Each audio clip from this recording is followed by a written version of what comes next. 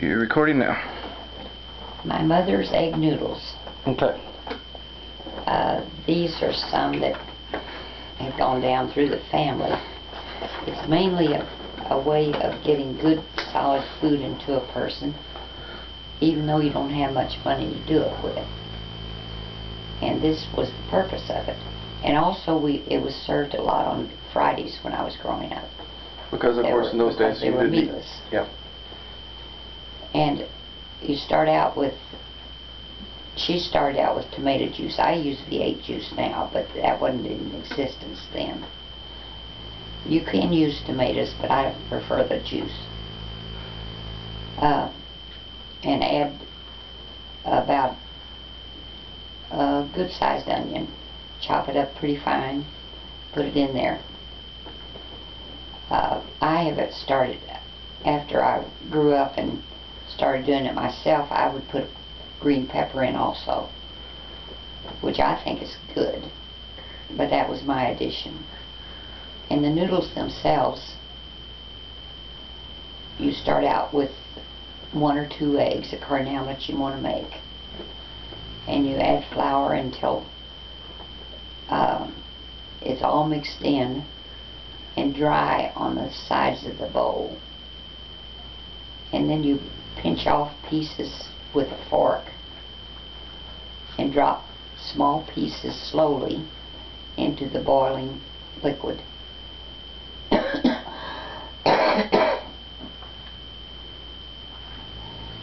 And you let it, you put it in very slowly because you want the liquid to continue to boil as you put it in. If it stops boiling, we'll wait until it starts again and until all of it's added. And of course, stir it up, and it takes about 15 minutes, maybe less. And the pieces should be small enough so that they cook quickly. And that's it. Lots of salt and pepper. How about your taste? How about your spaghetti recipe? Well, that's kind of conglomeration through the years, but I start out with tomato sauce and tomato paste. It's according to how much you're making, but 1 small can of tomato paste to 1 good-sized can of tomato sauce. And first of all, before that though, I'm getting ahead of myself. Brown the meat, brown the beef in a little bit of oil, not much. And if the beef has been fatty enough so it gives you too much fat, we'll pour off the fat after it's browned.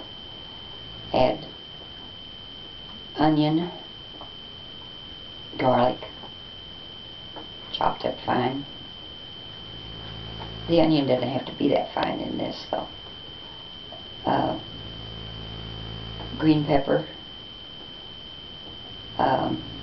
the sauce, the tomato sauce as I've been talking about it, into it, and let it cook for a long time.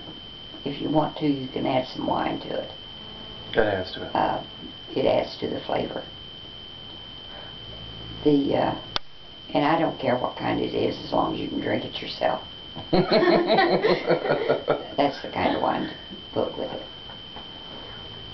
Any flavor though, according to your wishes, because most of it burns off and leaves just the flavor, not the alcohol. And I cook it a long time, and then put that over the spaghetti. And I don't put the spaghetti into it. I find it's easier to keep and to use later if you don't mix them. And it adds Parmesan cheese as you wish. Each person does. And that'll do it. Oh, put some hot pepper in it, of course. Yeah, that does add to it. I use the dried hot crushed pepper. I don't use the powdered in it.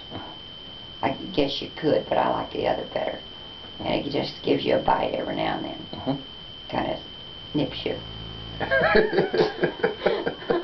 yourself. And you can serve a lot of people with that. Yeah, and you did. And you can put it away and you can come back the next day and the next. And each day it's a little bit better. And that was true too. Yeah. But not the spaghetti part, just the sauce just part. the sauce. Yeah. So what else? I'm not that good cook. Yeah. Well, you had those down. There's no doubt about that.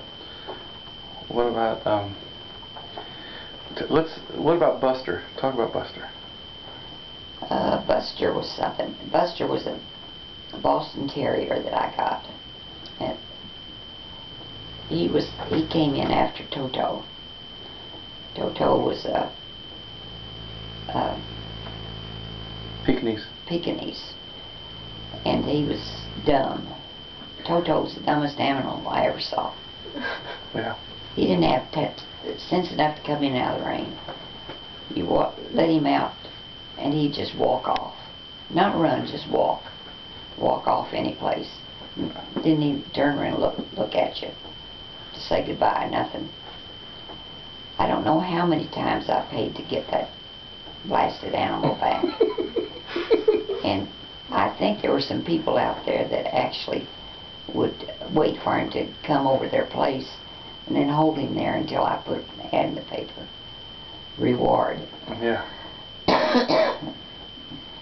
But anyway, he was real cute, but dumb. I think they bred all the brains out of him. Didn't have room for him. But with that mashed-in nose, you know, it kind of pushed brains out. Don't hold back. Tell us what you really think, Yeah. okay? Cutest thing you ever saw, though, and beautiful coat, but it took a lot of care. And he was the one that would drink out of the faucet in the bathroom. He would jump into the bathtub and reach up and lick the faucet till it started dripping. Well, that was all right. I mean, it wasn't really bothering anybody until I put water in there for the kids to take a bath. And he jumped in there because he couldn't see there was water in it. He'd jump in there and there'd be some bubble bath in there too, and he'd come running across the room with all these bubbles on him, you know, like he was mad or something. But he was funny.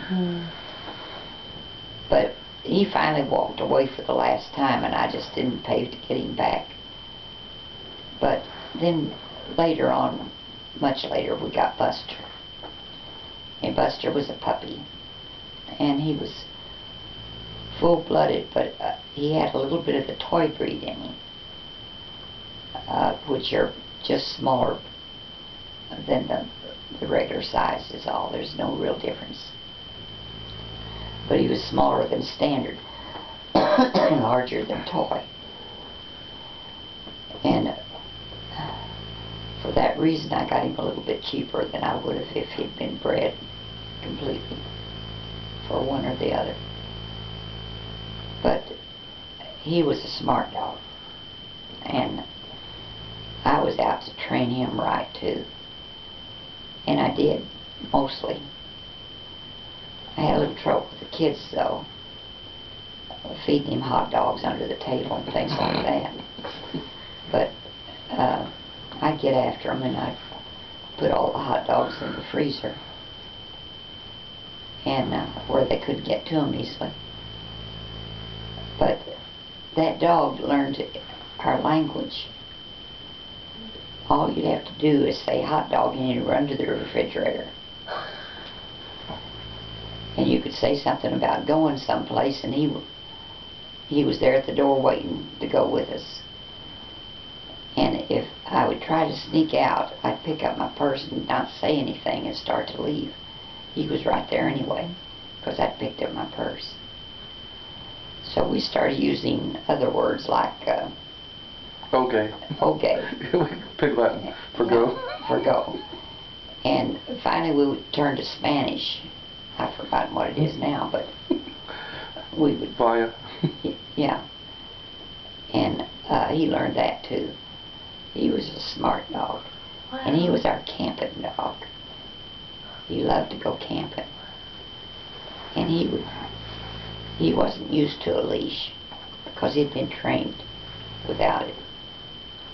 And so when we would get to a campground, I would carefully take him around the edge of our area, all the way around, walk him around 2 or 3 times. And if he'd start to step over, I'd jerk him back and tell him no. And so he would not leave that area then. And then you didn't have to have the only problem was people around there didn't know that. And they would start to walk across our campground, and he wouldn't let them. And campers don't like that very much. But I got away with it for quite a few years. And then there was the time that the skunk came to visit. And he didn't like that skunk coming around his campground. And so we started chasing the skunk. That's a and bad the skunk went under the tent. We had a mess, believe me. But he did not get sprayed. I don't know why not, because he barked at it, everything else, but he didn't get sprayed. But he did spray around there. You could smell it forever.